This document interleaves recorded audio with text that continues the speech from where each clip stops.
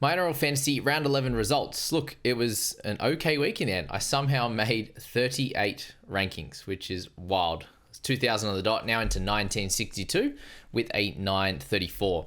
And yeah, from the start of the week, my first two games, I had more than half my team play, and they didn't score very well, apart from Katonga there with a 58, and then sitting there with Egan's 0, and then yeah, I suppose it did improve from there, which was great. Tamale with a nice 45. I brought in Farnworth for a 68 there. We had Taps with a pretty solid 58. Aaron Clark, 71. Haas and Terrell May as captain was massive. And Nico Hines pretty solid with the 55 and Hosking. So before that, it was pretty gross. But with injuries and everything like that, the rest of the round for me was much improved. And guys, in this video, we go through my results and my strategy coming into round 12, and then we get an update at the back end of the week with the exact trades I'm going to make. And at the moment, we are waiting for different bits of news. It does seem like Riley Smith will be okay, which is nice from my side, given I did lose one of my round 12 middles in Nafahu White. And just a little bit of an update as well. What we do in round 12, guys, is all of your starting team here are the players that count. So nothing counts on the bench. The only way that your bench would count is if you had a non-player in your starting side. So if I was to leave Nafahu White here in my edge, thank you for buying him. Appreciate your service, Nafahu. Some lost dollars and an extra trade. But he's out this week, so I could do some looping with my bench right now. So how I would work it, guys, if Katonga plays the earlier game, which I think he plays the second game of the round, let's just say I left him in number 6 here. If he got a 58 and I was really, really happy with that, then I could decide between Wong and Hosking as my second guy. And what you would do is then move whoever you didn't want to take. So let's just say we want to take Hosking instead of Wong. You would move Wong out of the edge position and put him in number 7 or 8. If you had Katonga in 3, you would put him in 4, 5, 6, all the way down to 8 there. And what it would do is it would take your first auto emergency, which would be Katonga in whichever position is first. So if you put Wong in front of him, then you'd get Wong's score. If you put him underneath, you wouldn't. So that's how this week works. Now, my side. How we're looking coming into round 12 there is, yeah, we were set. But unfortunately now with White out, I will have to replace one mid. Now if Riley's all good, he'll play hooker for us, which we'll set up now for us. Just move things around to make it a little bit easier on the eye. And now with this starting side, Riley Smith in there, and then Tarpanay and Clark. Oh, Clark's got the C on him right now after I just moved Terrell May out. How good. But Payne Haas there is the only non-player right now, which would have been White, but with his injury, he is gone. Edge, we've got Wong and Hosking. Half, we have Savala and Hines. Centre, we've got Farnworth and now Katonga, assuming that Lucas is going to be out. So heading into round 12, I was going to be one extra, and it was going to be the centre or the edge position with both Lucas and Katonga there. And as we mentioned in last week's video, was that there was a chance that injuries would happen, and that's exactly how it played out, of course, in the first game of the round. And then wing fullback, it's Tamale, Yongi, and Sharp. So not super excited with that back three right now, and not super excited with Savala. Now, Riley Smith, I'm fine with. The mids I was pretty happy with until that injury.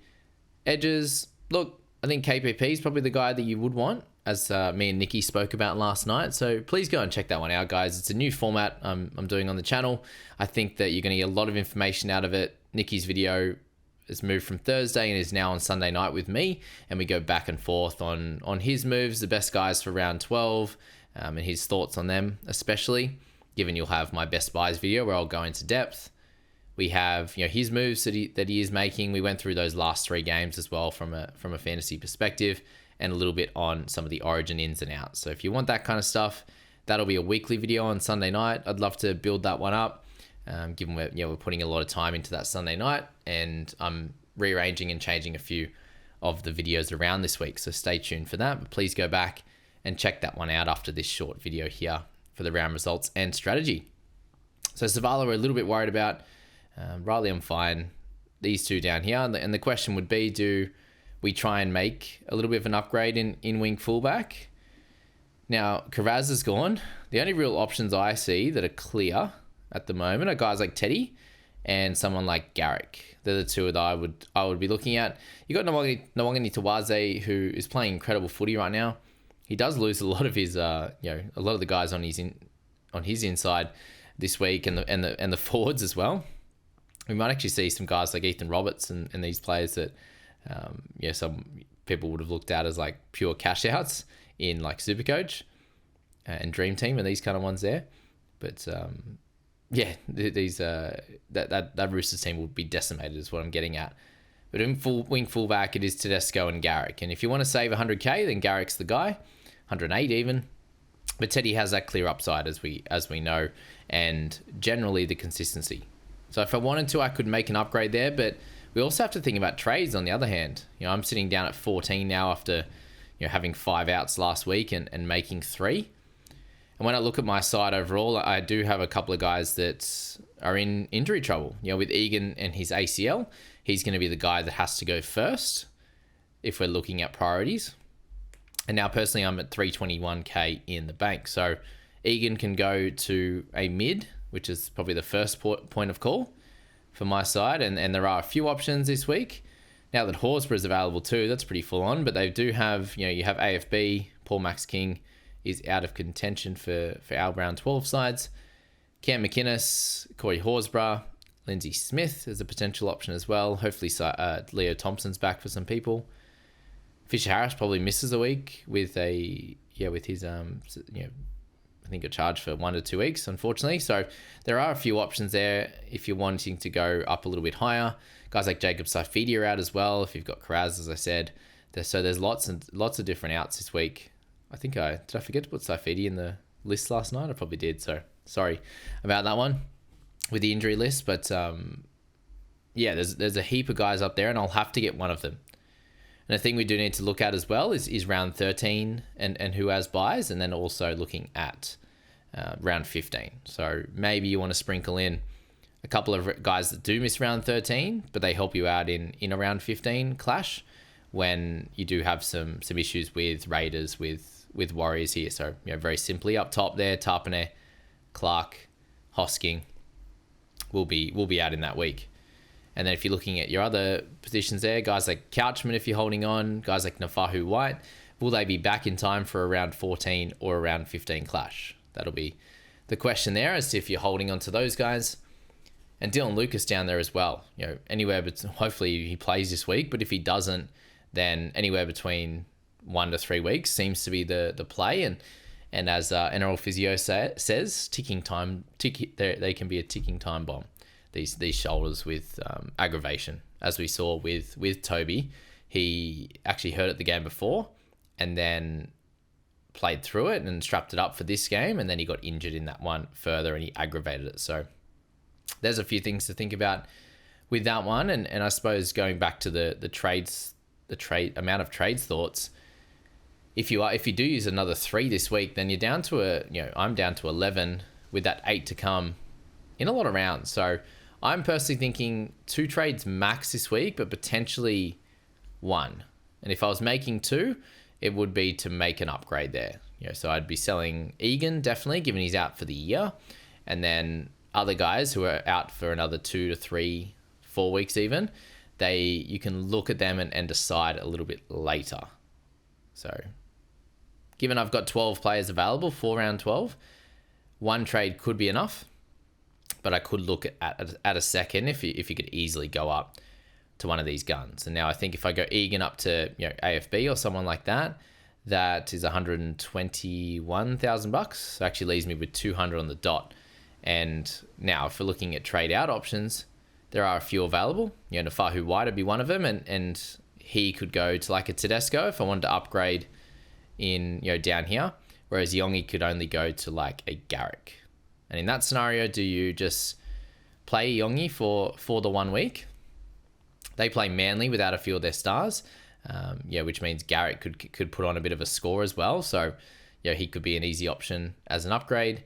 With the Roosters, they play the Sharks, so a bit of a tougher competition with a lot of their middles out. Collins, Lenu, Crichton, Watson, White, holy, and then they lose Rob Toyer as well on the right edge. Who else they got? left edge is all fine, with Billy Smith. So yeah, they miss a lot of players. Their halves remain the same. But yeah, that could be a tougher assignment given how well Sharks played last week.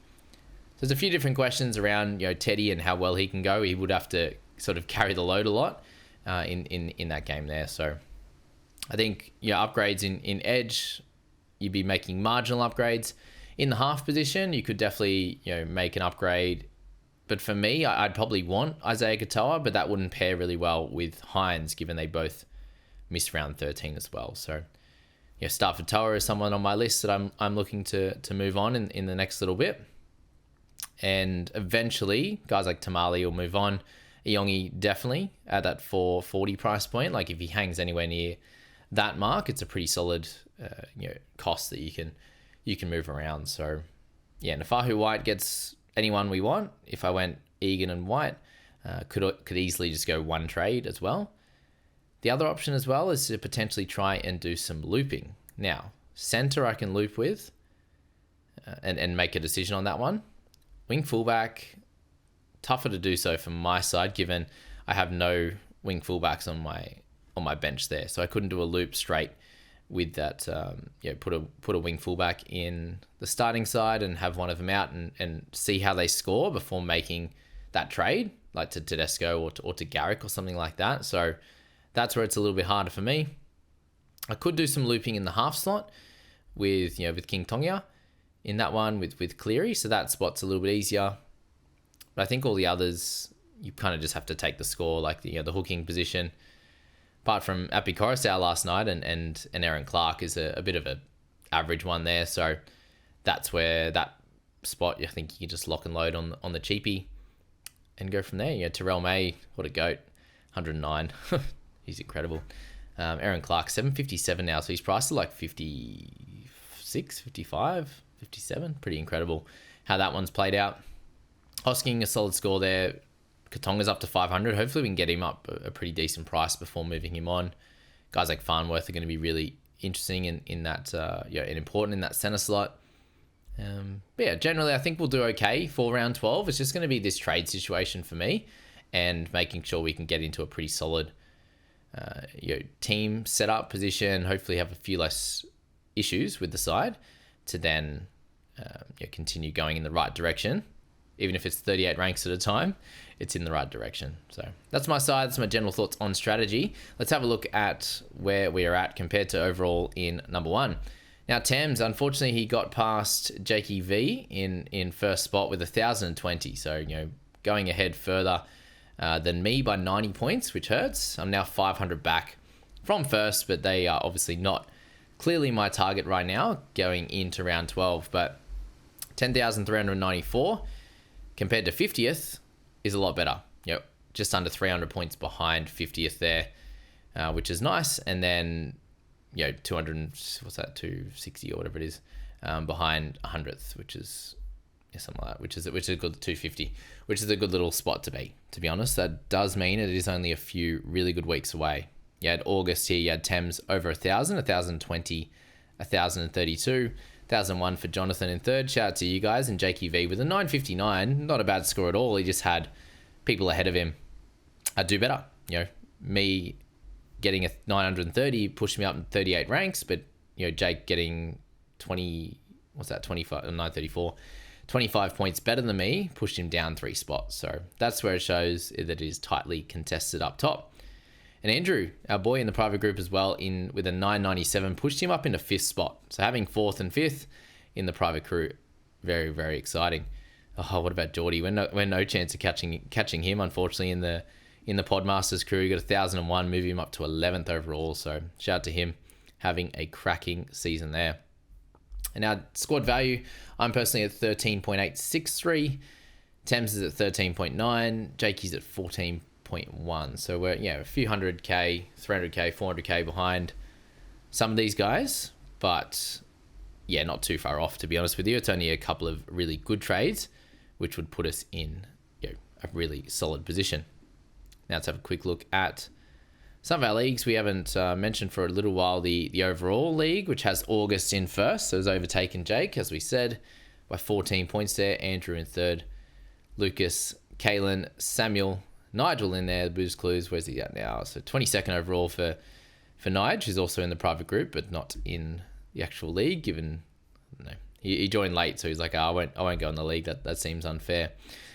Was his words. But Jeremy into third. There you go. So Jeremy, who we had on the channel for the round results video last week, he's had a cracking week of 1,016 into 40th overall. So it'd be cool to get an update on him, this week or next, just to see how that one went and follow along with these guys, which is really cool. I think a massive week from Danny there. Yeah, I was going to say Danny wasn't in the top 100. The top 10 of our group, but 1,070. What an incredible week. AFB, KPP, Katoa, Farnworth. Oh, that's a pretty side.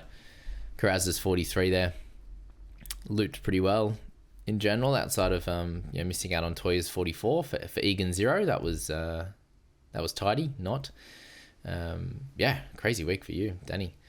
Congrats on that one. You had Sam, Aiden, Brandon, Dean, Jackson, and Johnny in that top 10. Kylie boy, what do you at? 963. Oh yeah, pretty solid. We had Chris in at 971. So good little position for those guys as well. So yeah, happy days there on that one. And I'm still well back. Unfortunately, what am I down? 103rd, sitting in the top 2K. So the squad's going really, really well. A couple of my head-to-heads. We had Slop Selection 973 beat me in the Galgarov Cup, but I'm still in 4th.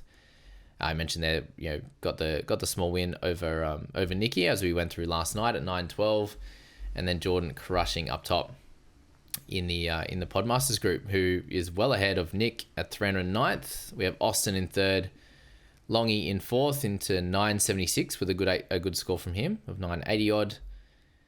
Couple of the scores in here. What have we got? Chris Cook, he's up and about 969 into 1200. So we've pushed back to 10th with just not really moving too much. And you'll see here, Mitch, a good move from him, 980.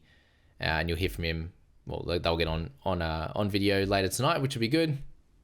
Moving down the line, poor Jai still sitting in last spot, 931 for him, not making too many moves there. Who else we got that we know? Mikey Jessup, 866. Oh, that's dirty. This game's tough, man, sometimes. I know how much we all care about it as well, so to see low scores is rough out there. And we got Willie from the private group, 838. That is also super tough. Okay, so yeah, you can see here that some players had rough weeks, and I'm very glad to have been able to stay stock standard in the middle on my where I was last week after a pretty tough one there. So there you go. That's all the fantasy results, the strategy stuff. We'll just quickly get into my Supercoach team, and then I should mention my dream team squad sitting in 14th overall. So very happy with that after a fairly tough little stretch here, especially in Supercoach. Did move up 330 spots with a 12-18. The decision was Dylan Egan play or Horsburgh to leave out of my 17, and of course I played Dylan Egan with that start, and I think it cost me in the end trading in Drinky. Thankfully didn't captain him, but trading in Drinky, I was like, I'll get Drinky this week. I'll get I think he's got a better matchup, and then I'll go for the great man. I'll go for him. Tedesco, good names. I'll go for Tedesco next week. So that failed pretty miserably, unfortunately, with how that one played out. So yeah, pretty rough on that front. But 12-18, won a few of my leagues, which was good. Moving into the All Stars League, which is with the All Stars. A lot of that crew. I got that good win there. Moved me into 4th, which was a big push after being 8th, 9th, 10th. So we'll leave that, the Supercoach stuff for the video. It's actually going to come out later today. I'm going to get my Supercoach one done and dusted on a Monday night rather than a Wednesday when everyone's kind of looking for fantasy stuff and a lot of the big podcasts are out for Supercoach. So we'll get that out a little bit later and we'll leave it there. So thanks so much, guys. The results, the strategy. Hope you enjoyed that little setup there and please go and check out video with Nikki, the round 11 recap. It was plenty of fun and thanks, guys. We'll see you in the next one.